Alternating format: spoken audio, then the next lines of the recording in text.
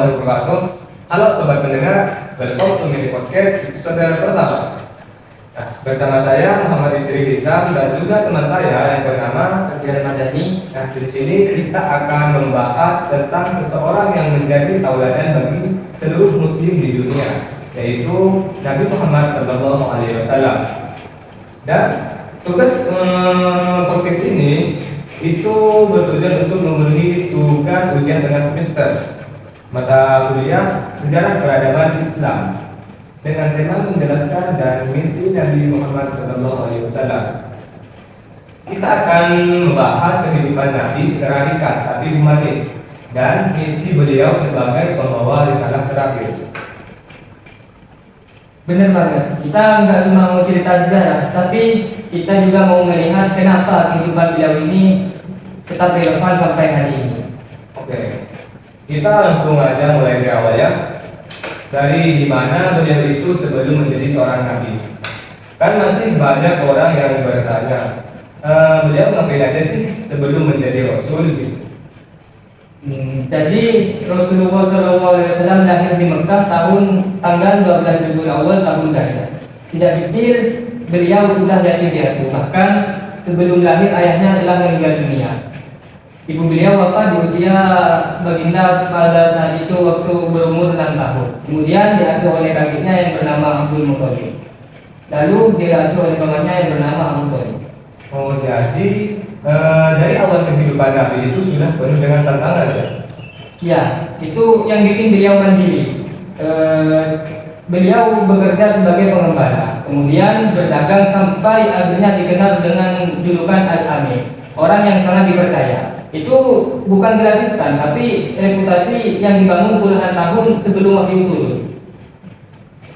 Kalau dari sini kita bisa belajar ya, bahwasanya integritas itu tidak butuh sempurna dulu untuk memulai sesuatu. Dari Nabi kita ini sudah kita belajar bahwasanya kalau kita mau melakukan sesuatu, kita itu tidak butuh harus sempurna dulu gitu kan. Ya, ini kita bisa contohkan kehidupan kita itu dengan Nabi kita. Oke. Sebelum beliau mendapatkan wahyu pertamanya dari Allah, itu kan beliau masih melewati masa-masa remajanya kan. Nah, beliau ngapain aja sih masa remajanya itu? Beliau kerja sebagai pengembala, kemudian berdagang, sampai akhirnya beliau dijuluki sebagai Al-Amin, orang yang sangat dipercaya. Itu bukan gratiskan, tapi reputasi yang dibangun puluhan tahun sebelum wahyu turun. Jadi dari sini kita sudah belajar ya, bahwasanya integritas itu dibangun jauh sebelum kita mempunyai misi besar atau mempunyai jabatan. Nah, seperti yang dilakukan oleh Nabi kita ini. Oke. Akan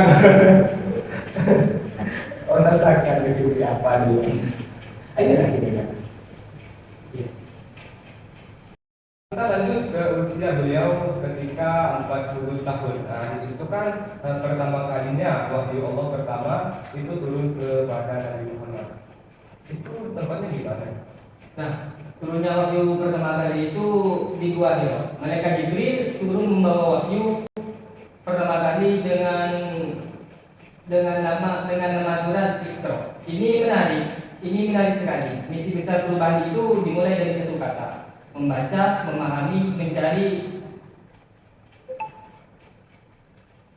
Terus bagaimana reaksi beliau ketika mendapatkan wahyu pertamanya beliau?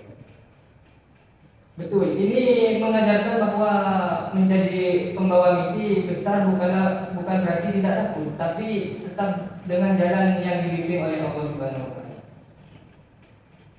Ketika wahyu pertama itu turun kepada Nabi Muhammad, itu kan langsung mulai dakwahnya. Siapakah orang pertama yang menjadi atau mengakui bahwa Nabi Muhammad itu seorang nabi? Sebagian besar masyarakat Mekah menolak sih. Nabi dihina, dicaci, diboikot. Kan saya kok adanya siapa kan yang pertama kali itu dia itu kan? Enggak ya? Iya.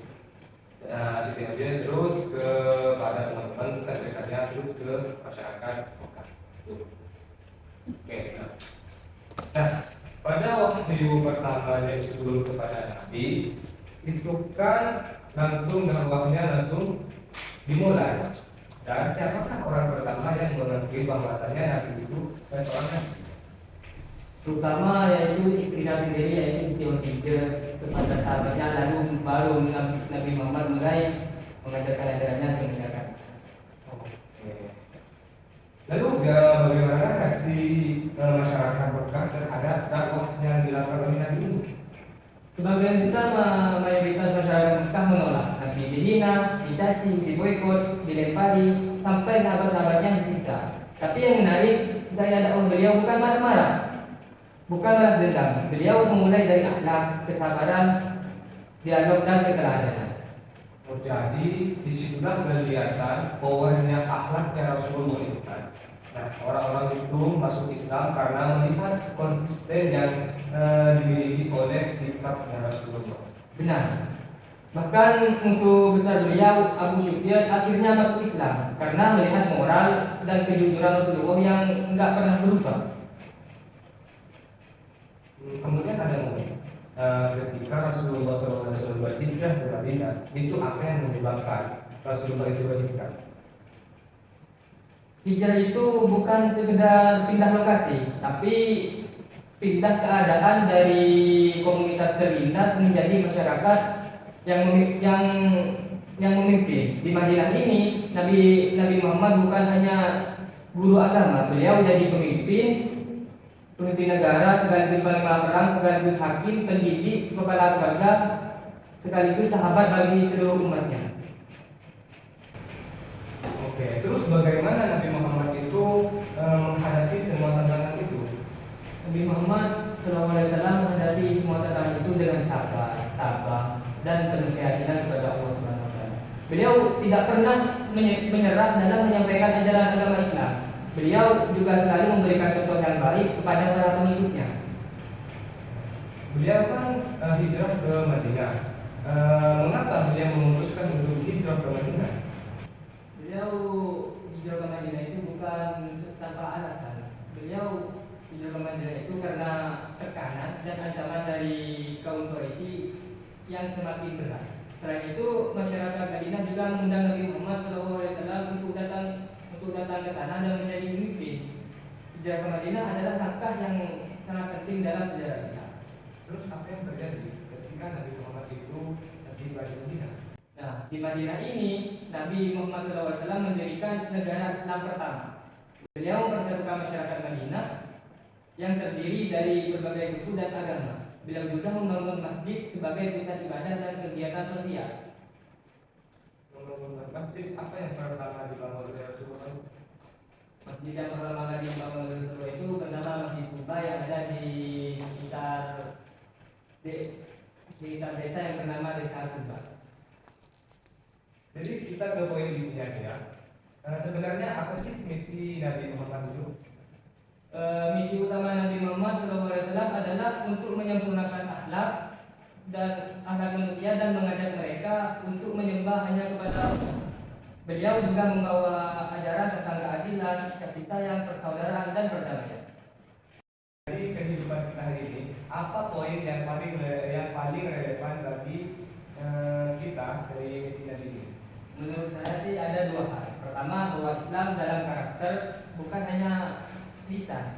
Yang kedua adalah perubahan besar dimulai dari perbaikan diri, bukan menyalahkan keadaan dunia.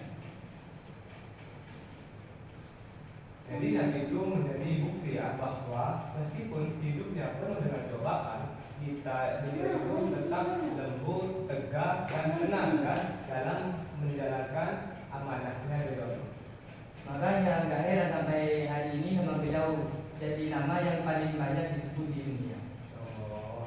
Teman-teman, inilah obrolan singkat kita hari ini. Semoga pembahasan ini kita bikin makin kenal kepada Rasulullah kita, yaitu Nabi Muhammad SAW. Baik teman-teman, terima kasih sudah dengerin bersama sampai selesai. Sampai jumpa di episode selanjutnya, insyaallah. Wassalamualaikum warahmatullahi wabarakatuh.